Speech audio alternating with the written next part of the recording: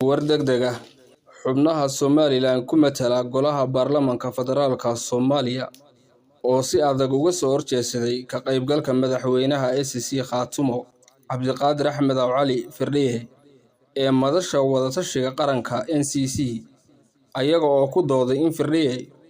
uusan matalin gobol madax bannaan balse uu ka yimaado qayb ka mid ah gobolka Sool.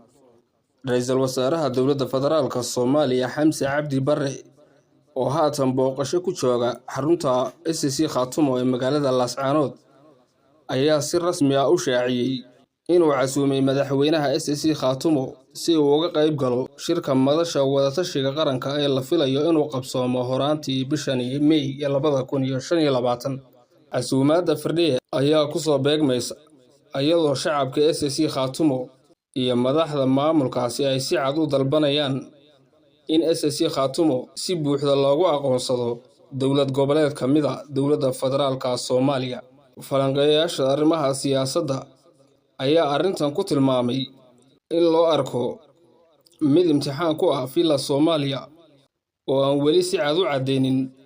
mowqifkeeda.